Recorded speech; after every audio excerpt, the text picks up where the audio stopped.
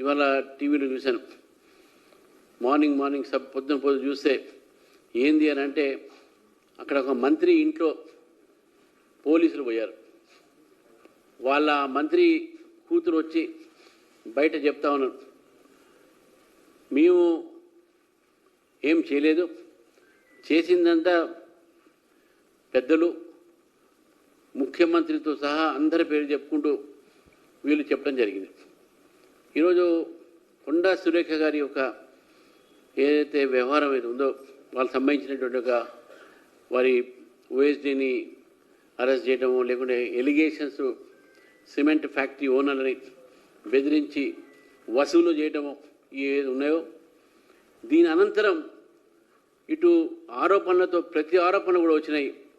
ఏంటంటే దీంట్లో పెద్ద వాళ్ళ హస్తాలు ఉన్నాయి, పెద్ద మినిస్టర్లు ఉన్నారు, పెద్ద ముఖ్యమంత్రికి దగ్గర ఉన్న వాళ్ళు ఉన్నారు, వాళ్ళందరూ కూడా ఉన్నారని చెప్పేసి చెప్తా ఉన్నారు.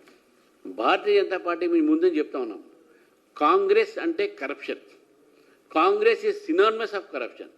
ఈ రెండు పదాలు కాంగ్రెస్ కరప్షన్ ఒకే రకంగా పోతుంది. ఈ దేశంలో కాంగ్రెస్ పార్టీ ఉన్న రోజు కరప్షన్ ఉండే, కాబట్టి కరప్షన్ అండ్ కాంగ్రెస్ వారు చెప్పింది కొత్త కాకుండా కూడా ఈరోజు ప్రజల మధ్యన తీసుకొచ్చిన కొన్ని వివరాలు ఉన్నాయి, కొన్ని విశేషాలు కొన్ని చెప్పిండ్రు. ఈరోజు వెళ్ళబెట్టినటువంటి ఒక ఐదు అంశాలు ఉన్నాయో, ఎవరెవరు కరప్షన్ చేశారన్నా మొత్తం కాంగ్రెస్ నాయకులు ఈరోజు ఈ రాష్ట్రంలో ఉన్న కాంగ్రెస్ నాయకులు వాళ్ళు దీనిపైన వివరణ ఇవ్వాల్సిన అవసరం ఉంది.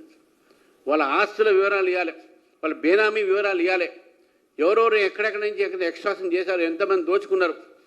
ఇలా దోచుకునే ప్రభుత్వం అయిపోయింది ఇది.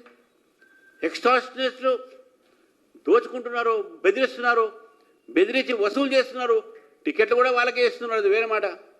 అన్నీ మీ ప్రభుత్వమే ఈరోజు మనం కూడా చెప్పాను, మీది కాంట్రాక్టర్స్ ప్రభుత్వం, మీది కమిషన్ల ప్రభుత్వం, మీది కాంట్రాక్ట్స్ ఇచ్చే ప్రభుత్వం.